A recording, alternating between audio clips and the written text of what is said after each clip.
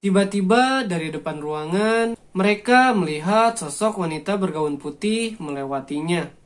Namun di saat yang sama, suara tangisan itu terdengar kembali tepat di belakang mereka. Saat mereka menengok ke arah belakang, ternyata tepat di depan ruangan mereka sedang berdiri sosok kuntilanak dengan wajah yang tertutup oleh rambut.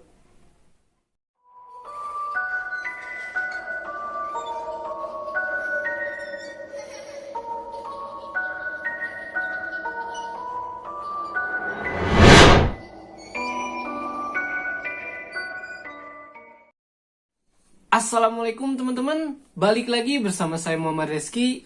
Apa kabar kalian semua? Semoga kalian semua yang menonton video ini diberikan kesehatan, dilancarkan rezekinya, dan dimudahkan segala urusannya teman-teman. Oke teman-teman, sebelum kita mulai ke ceritanya, jangan lupa kalian like video ini dan subscribe. Bagi kalian yang belum subscribe channel kecil ini, jangan lupa kalian subscribe ya, agar kalian gak ketinggalan dengan cerita-cerita horor selanjutnya teman-teman. Oke, udah siap kan? Cerita hantu mode on. Kisah ini berawal saat Ropik sedang lembur kerja di tempat kerjaannya. Saat itu tersisa 3 orang yang masih berada di kantor. Ketiga orang tersebut antara lain Intan, Jaka, dan Ropik. Karena memang ada deadline, mereka bertiga pun harus cepat mengerjakan tugas kerjaannya agar target cepat diselesaikan.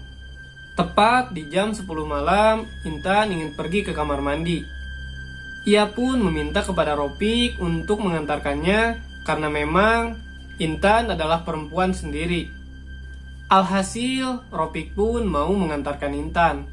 Setelah Intan memasuki kamar mandi, Ropik pun menyalakan rokok sebagai teman gabut. Entah memang perasaan Ropik sendiri atau bagaimana, tiba-tiba ia mendengar suara orang nangis dari sudut kamar mandi. Ropik mengira itu adalah suara Intan. Tan, lu nangis? Namun tidak ada jawaban dari Intan yang berada di kamar mandi. Akhirnya Ropik pun tidak memperpanjang hal tersebut. Barulah setelah Intan keluar, Ropik bertanya kepada Intan.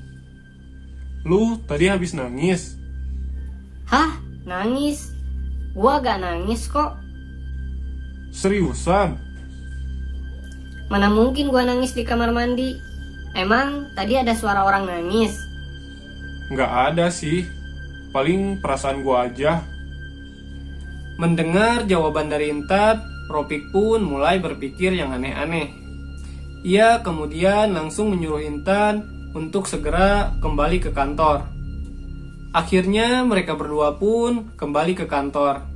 Sesampainya di kantor, Jaka sedang asik mendengarkan musik. Jack, udah kelar kerjaannya? Bentar lagi nih. Ya udah, ayo selesain. Mereka bertiga pun kembali melanjutkan pekerjaannya. Namun di sela-sela mereka sedang sibuk bekerja, tiba-tiba ada yang melemparkan korek ke kepala Ropik hingga membuat Ropik sedikit emosi. Jack, lu lemparin korek ke gua? Hah? Korek? Orang gua dari tadi diem aja. Terus siapa? Lu ya, Tan? Gua?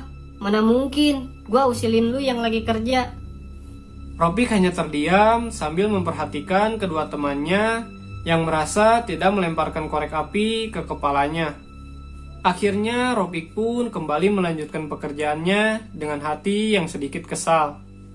Tepat di jam 11 malam, Intan mengeluh ingin pulang karena badannya sangat capek.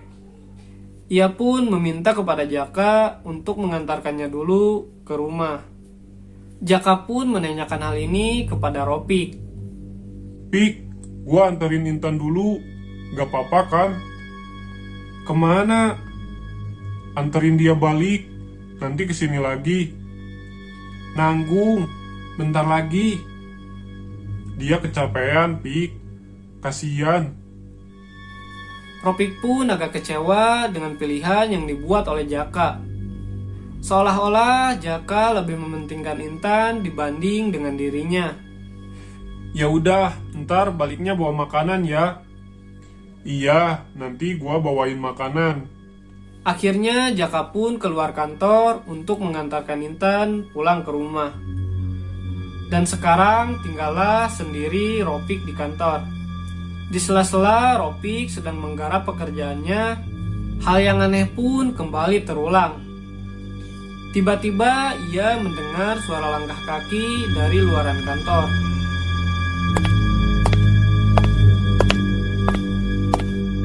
Ropik pun mulai heran. Tidak mungkin yang berada di luaran adalah Jaka. Terlebih lagi Jaka sedang mengantarkan Intan yang pulang ke rumahnya. Ropik pun mencoba untuk berpikiran positif agar dirinya tidak terbawa suasana terhadap kondisi kantor yang sepi itu. Singkat cerita, Ropik tiba-tiba haus. Dia pun ingin mengambil minuman di dapur. Karena memang keterpaksaan, Ropik pun memberanikan diri untuk pergi ke dapur. Saat dirinya hendak ke dapur, Ropik pun mendengar suara air keran berbunyi.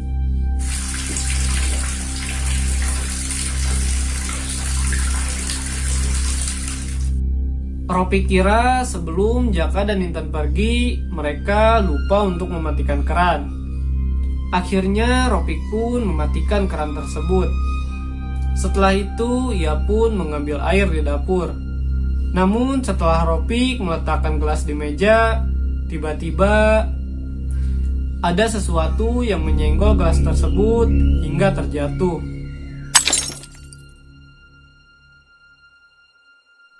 Ropik pun terkejut bukan main. Ia menyadari bahwa itu bukanlah kesalahannya.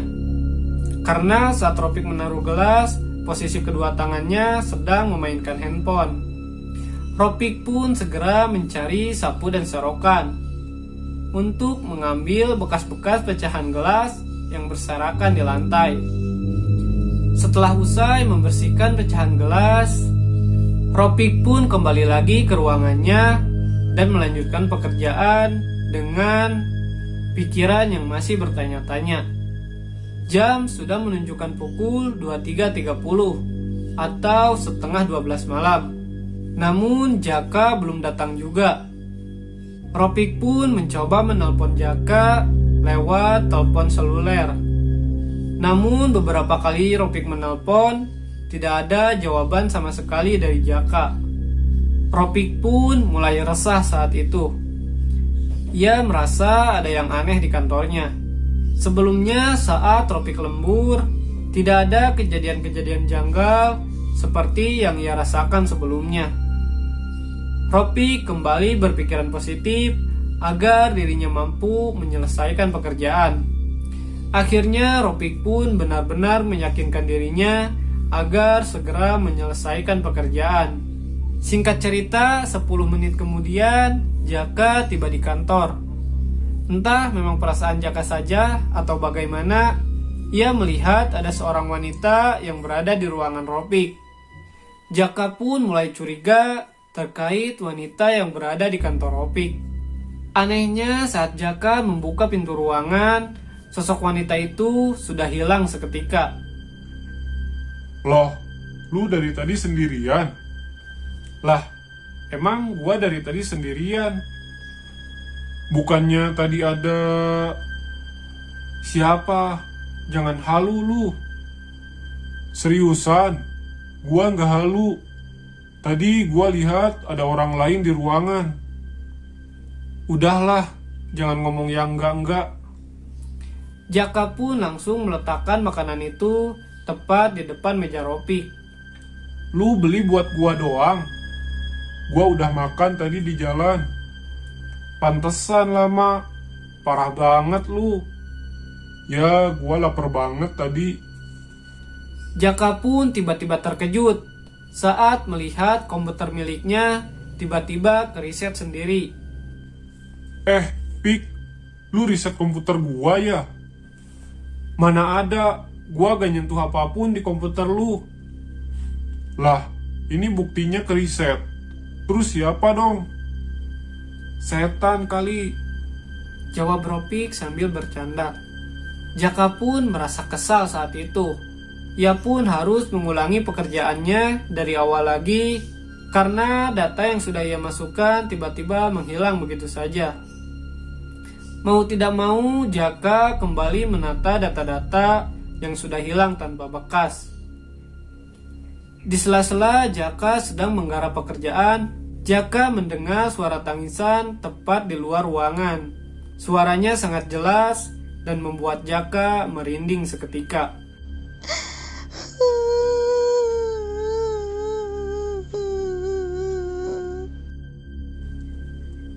Pik, lu denger gak? Denger apaan? Suara orang nangis. Mana ada, gak ada suara apapun. Coba deh, lu diam sebentar. Ini jelas banget. Mereka pun diam sejenak untuk menangkap suara tangisan yang baru saja didengar oleh Jaka. Dan saat mereka sedang mencoba fokus untuk mendengarkan suara tangisan tersebut, tiba-tiba dari depan ruangan, mereka melihat sosok wanita bergaun putih melewatinya.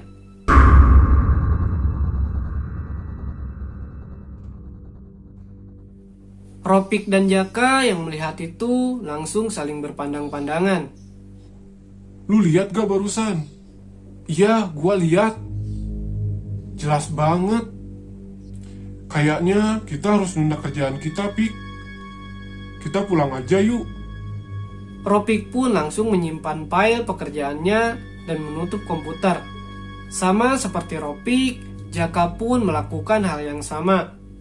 Di tengah pekerjaan mereka yang belum kelar, mereka berdua diperlihatkan oleh penampakan wanita yang bergaun putih sedang melintasi ruangan mereka berdua dengan jelas.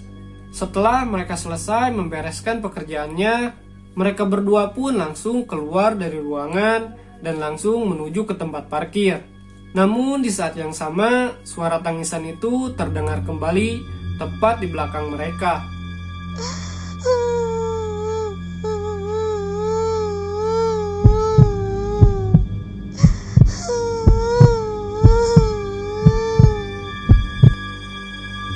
Ropik dan Jaka pun terdiam sejenak. Secara bersamaan mereka berdua pun menengok ke arah belakang. Saat mereka menengok ke arah belakang, ternyata tepat di depan ruangan mereka sedang berdiri sosok kuntilanak dengan wajah yang tertutup oleh rambut.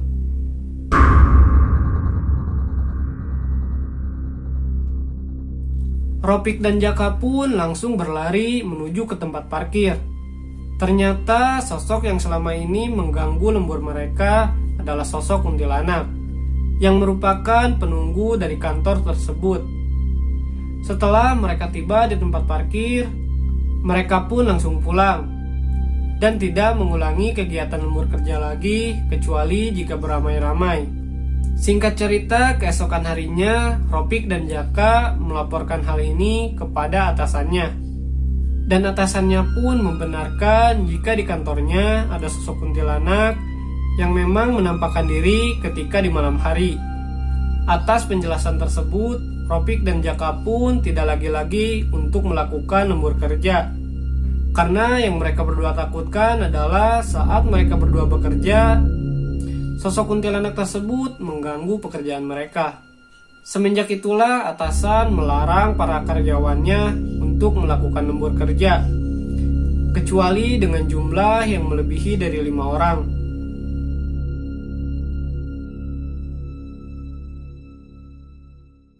Oke teman-teman, jadi seperti itu ceritanya. Semoga kalian semua suka dengan cerita yang ada di video ini.